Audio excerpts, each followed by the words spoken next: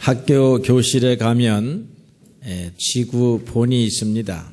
지구의라고도 하지요. 이 지구본은 이렇게 좀 기울어져 있습니다.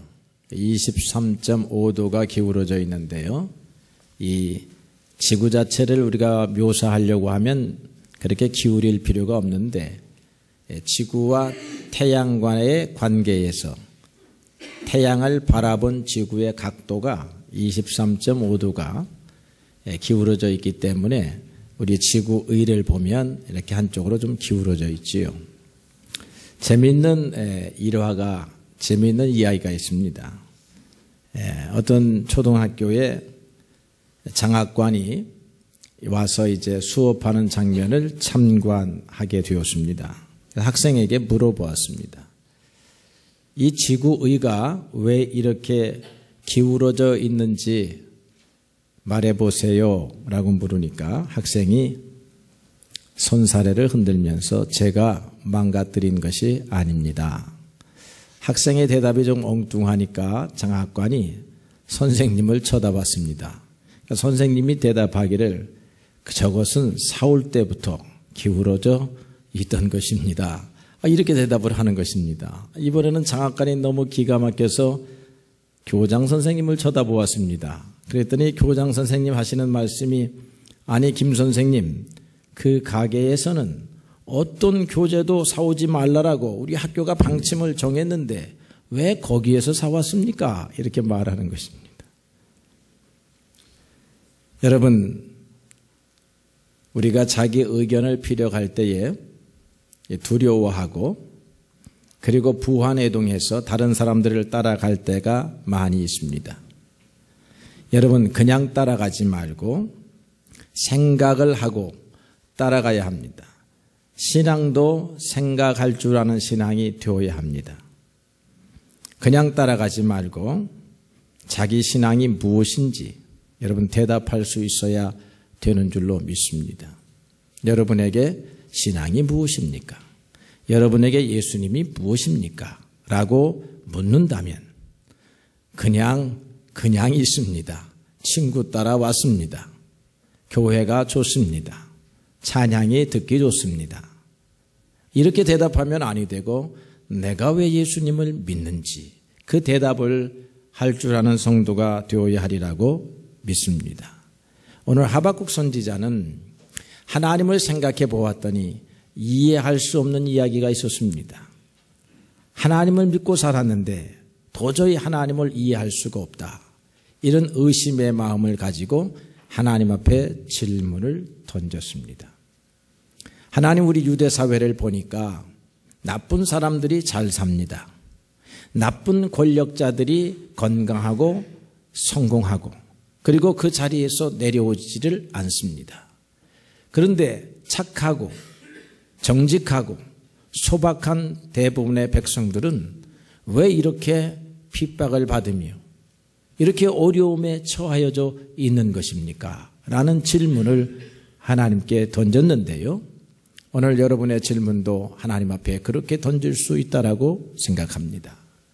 두 번째로는 하나님이 하박국이 예언자이기 때문에 그래, 나도 네 생각에 동의한다. 그래서 이 이스라엘을 혼내주려고 한다. 그러니까 걱정하지 말아라. 누구를 통해서 혼내줄 거냐 하면 저 봤지, 북쪽에서 일어나는 새로운 큰 나라, 강대한 나라, 그런 나라가 있는데 그 나라를 통해서 이스라엘 백성을 혼내주겠다. 이렇게 하나님이 예언의 말씀을 주시는 것입니다. 그러니까 이 하박국이 또 의심이, 질문이 생겼습니다. 아니 하나님께서 말하는 저 바벨론은 우리 이스라엘보다 더 나쁜 세력인데요.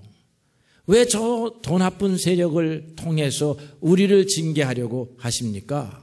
이렇게 질문을 던지고 있습니다. 성경을 읽을 때에 어떤 사람은 그대로 믿어지는 사람이 있어요. 어떤 사람은 안 믿어지는 사람이 있습니다. 그런데 여러분 생각해 보아야 합니다. 왜 안 믿어지는가? 생각하면 여러분들의 신앙에 대한 의문에 대해서 그동안 수많은 목회자들과 학자들과 여러분의 선배들이 대답을 해놓았고 또 성경이 자체적으로 대답을 하기도 합니다. 오늘 하나님은 이와 같은 의문을 가지고 살아가는 사람들에게 이렇게 대답하셨습니다. 이렇게 응답하셨습니다. 하박국에게 응답하신 하나님은 오늘 우리들에게도 이런 답을 주셨고 이스라엘에게 대답하신 하나님은 오늘 이 자리에서 하나님의 말씀을 듣는 우리에게도 동일한 대답을 주십니다. 그 첫째가 무엇이냐면 기다리라 라고 하는 것입니다. 기다릴 줄 알아야 된다라고 하는 것이죠.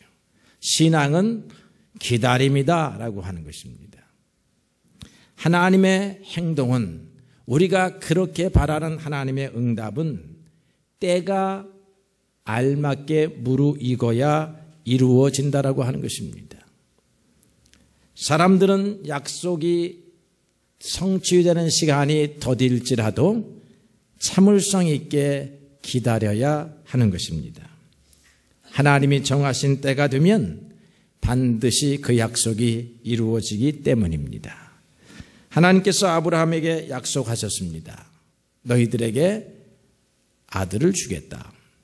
그 아들도 때가 되어서 그들이 받게 되었다라고 말하고 있고 요셉도 때가 이르게 되니 감옥살이에서 벗어나 가지고 자유로운 몸과 그리고 영예로운 몸을 갖게 된 것을 알 수가 있습니다. 예수님도 때를 기다려 때에 맞게 공생애를 시작하셨습니다.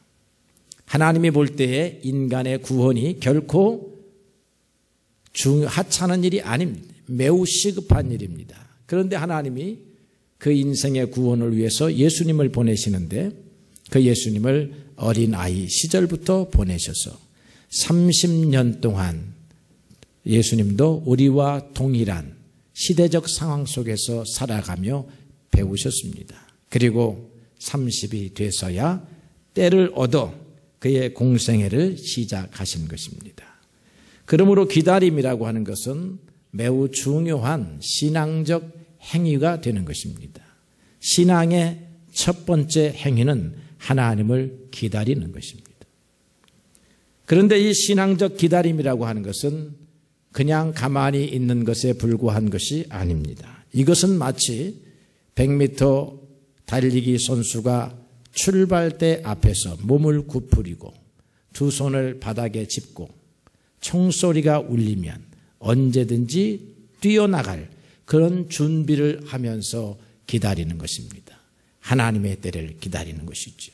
사자가 토끼를 잡을 때에도 뛸 때를 기다리는 것입니다. 그냥 뛰는 것이 아닌 것입니다. 그래서 우리는 하나님 앞에서 조급한 마음을 갖지 말고 기다릴 줄 아는 사람, 이런 사람이 되어야 하는 것입니다. 그래서 때가 올 때까지 기다려야 하는데 기다리지 못하면 급하면 실패할 수밖에 없어요. 서양 속담에 이 세상에 한 번 사용하면 돌아오지 않는 것 세 가지가 있다. 그렇게 가르쳐 줍니다. 첫 번째가 화살입니다.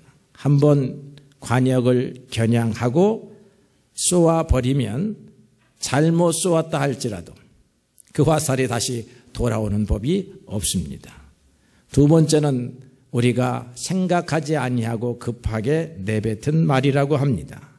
한번 우리는 말을 하고 난 다음에 잃어버려도 그 말은 다른 사람의 마음속에 남아가지고 그 사람에게 큰 영향을 미치게 되는 것입니다.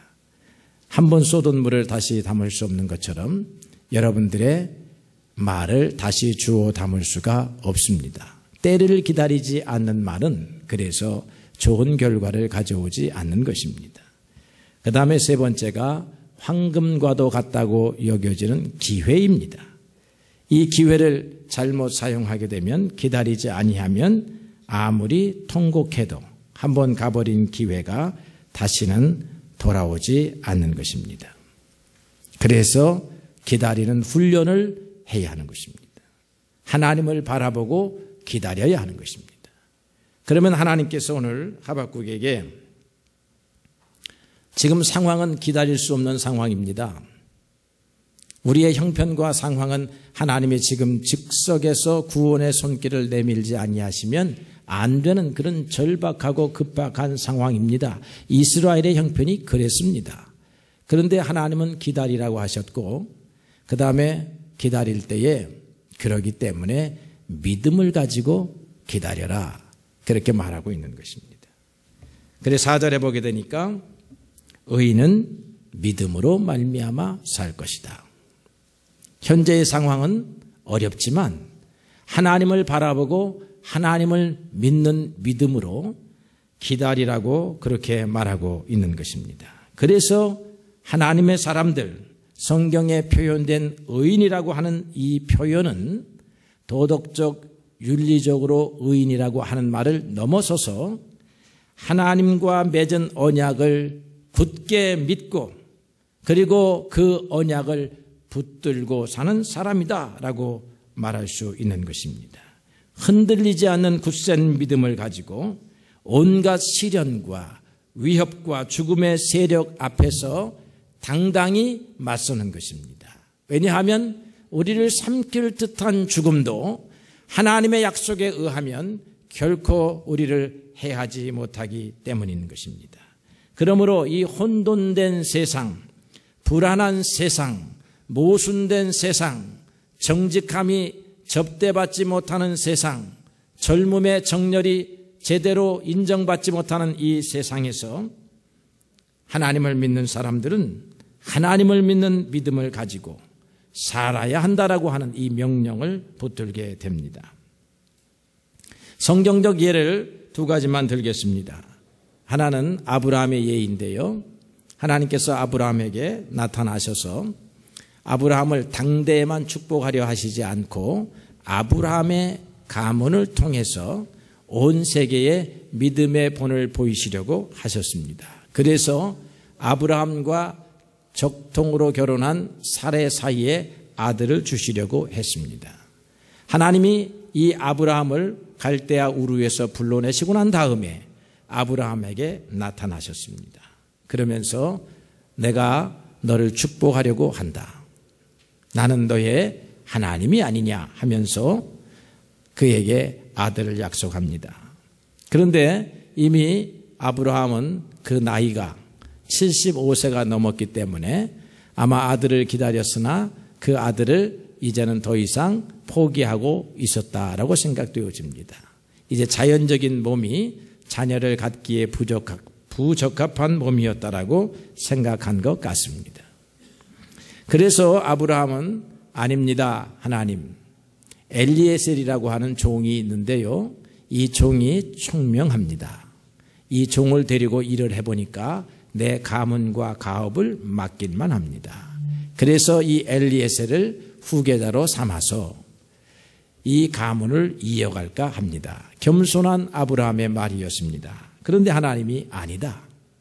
아들을 줄 것이다 라고 하니까 아브라함이 자기의 육체적 조건과 상황 속에서는 자녀를 낳을 수 없을 것 같았지만 하나님의 그 약속을 100% 수용하면서 받아들입니다. 그러니까 하나님이 아브라함을 보고 참 아브라함의 믿음이 크구나, 내 믿음이 크구나 생각하고 그것을 의로 여기셨다라고 성경이 기록했습니다. 하나님이 기뻐하셨다라고 하는 것입니다. 우리가 오늘 이와 같은 믿음을 가져야 될 줄로 믿습니다. 그런데 하나님은 아브라함이 기다리시기를 원했습니다. 그렇게 말씀하시고 바로 아들을 주시지 아니했습니다. 시간이 한참 흘러갔습니다. 하나님의 약속은 성취되지 아니했습니다. 그러니까 하갈이 어떻게 말을 했는지는 성경이 기록하지 않지만 아마 사라가 자기의 몸종인 하갈을 남편의 장막에 들여보내면서 이렇게 해서라도 자녀를 얻어야 되겠다라고 그렇게 생각을 한 모양 같습니다. 그래서 거기서 아들이 하나 생겼습니다. 그 아들이 이스마엘입니다. 그리고 이 이스마엘을 통해서 하나님이 이렇게 주시려고 했는 모양이다 생각했던 것 같습니다. 그런데 이스마엘이 자랐습니다. 그래서 이스마엘의 나이가 13살이 되고 그리고 아브라함의 나이가 99살이 되었을 때 하나님이 또 나타나셔서 말씀합니다. 내가 너에게 아들을 줄 것이다. 하나님 아들 있습니다. 하갈을 통해서 난 이스마엘이 있습니다. 이 이스마엘로 족합니다. 더 안 주셔도 됩니다. 하나님 무리하지 마십시오. 이렇게 생각을 했습니다. 여러분, 하나님의 생각을 넘어서려고 하면 안 됩니다.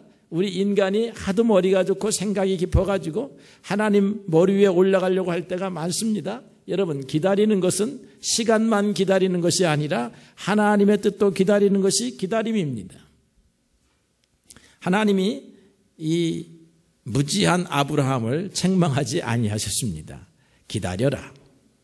아들을 줄 것이다. 라고 하니까 그때 아브라함도 속으로 웃었습니다. 그 이야기를 뒤에서 듣고 있던 사라도 웃었습니다. 왜냐하면 인간적 생각으로는 있을 수 없는 일을 하나님이 하시려고 했다라고 생각했기 때문입니다. 그런데 하나님께서 이 100세가 되고 이 사라가 90세가 되었을 때에 아브라함이 아들 이삭을 주셨다는 것입니다. 시간적으로 보니까 하나님이 와서 제일 첫 번째 약속하던 시간이 아브라함 75세였고 그리고 이삭을 낳은 때가 100세였으니까 25년을 기다려야 했는데 이 25년은 하나님에게 있어서는 아무런 시간도 아닌데요.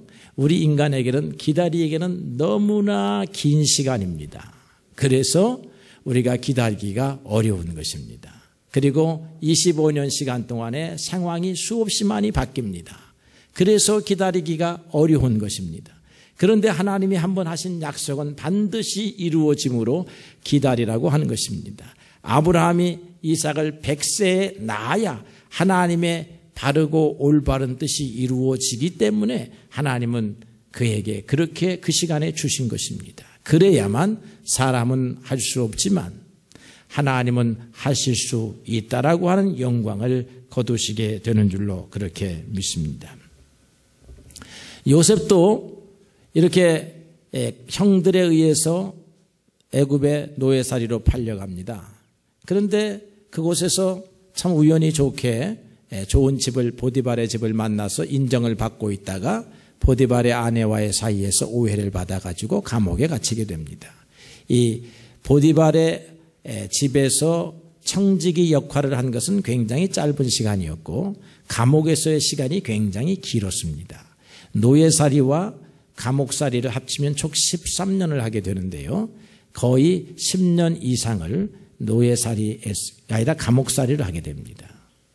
그래서 한참의 시간이 지난 다음에 감옥살이 한 7, 8년, 8, 9년쯤 지난 시간에 하나님께서 요셉에게 때를 주셨습니다. 기회를 주셨습니다.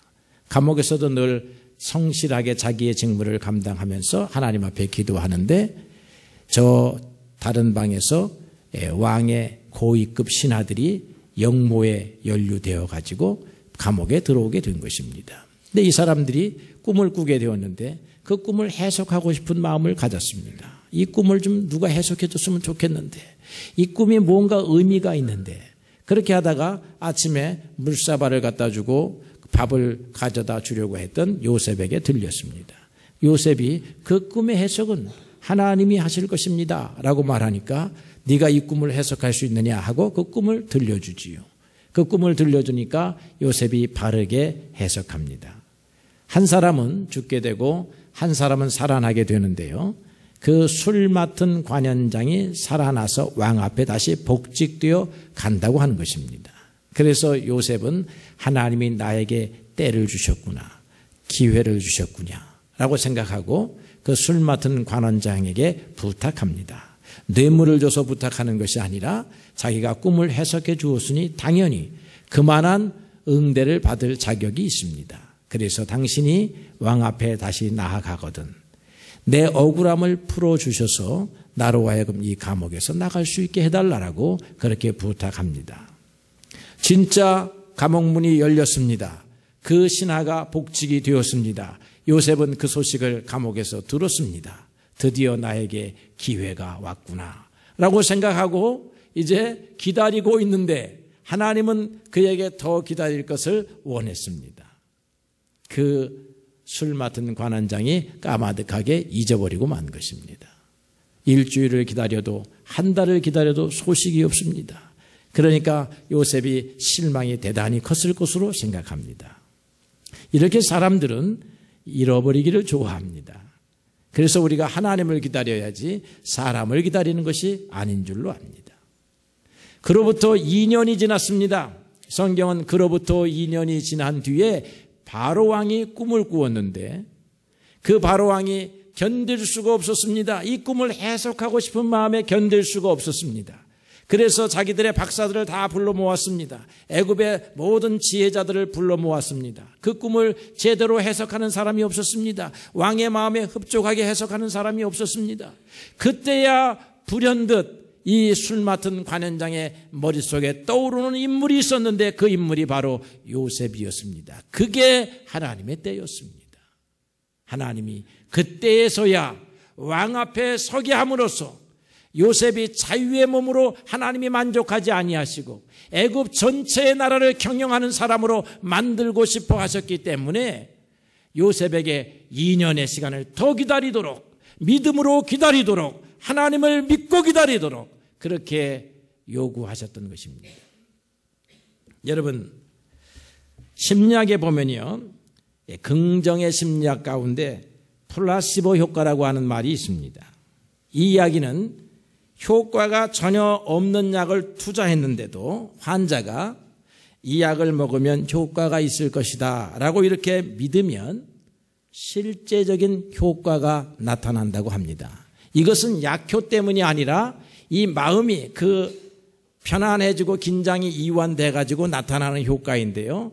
그래서 오늘날 많은 사기꾼들이 할머니 할아버지들에게 거짓 약을 팔아먹지만 그 약을 통해서도 낫는 할아버지 할머니들이 있는 것과 동일한 것입니다. 이게 심리적인 효과예요.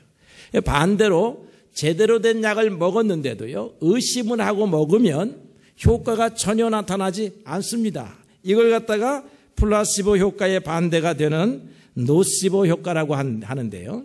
이게 의학과 심리학에 나오는 용어들입니다. 근데 오늘 우리는 하나님을 믿는데, 약으로 말하면 효과 있는 약을 먹는데 하나님을 제대로 믿지를 않습니다.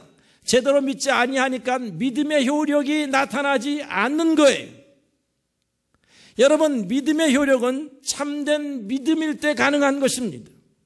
하나님의 약속을 어떠한 상황 속에서도 믿는 믿음, 그 믿음 때문에 효력이 있는 거지요. 약이 제대로 복용이 안 됐어도 믿음이 있으면 우리 육체적인 반응이 효과가 나타나기도 한다는데, 우리는 제대로 된 하나님의 약속, 살아계신 하나님의 약속을 날마다 먹고 마시는, 하나님의 말씀을 양식으로 삼는 사람인데 이것을 믿음으로 먹지 않기 때문에 우리의 삶에 믿음의 역사가 나타나지 않는 것입니다. 여러분, 하나님을 기다리는데 어떻게 기다려야 합니까? 믿음으로 기다려야 합니다. 하나님이 여러분들에 대한 생각이 재앙이 아니라 축복이라고 하는 사실을 믿어야 하는 거예요. 어디서 믿어야 합니까? 재앙 속에서도 믿어야 하는 것입니다. 하나님이 결국에 우리에게 주시려고 하는 것은 이것이 아닌 줄로 압니다 라는 믿음을 가지고 하나님을 기다릴 때에 여러분, 요셉과 같이, 아브라함과 같이 하나님이 은혜 가운데 우리를 축복하시는 줄로 그렇게 믿습니다. 마지막으로 우리가 생각해 볼 수 있는 거는요, 기다리는데, 믿고 기다리는데, 그러면 그 기다리는 시간이 필요하잖아요. 그 기다리는 시간에는 어떤 태도를 갖고 살아야 하는가라고 할 때 기쁘고 즐거워하며 감사하면서 그렇게 기다리라고 하는 것입니다.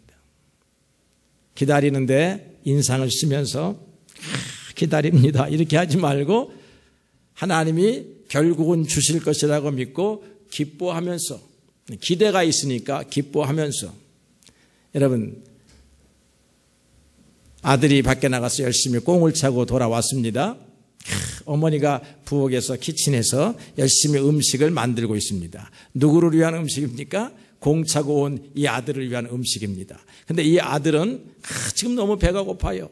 빨리 좀 줬으면 좋겠어요. 그러나 음식을 만드는 시간을 여러분 기다려야 합니다. 그런데 그 기다림을 어떤 마음으로 이 아들이 기다립니까? 기쁘고 즐거운 마음으로.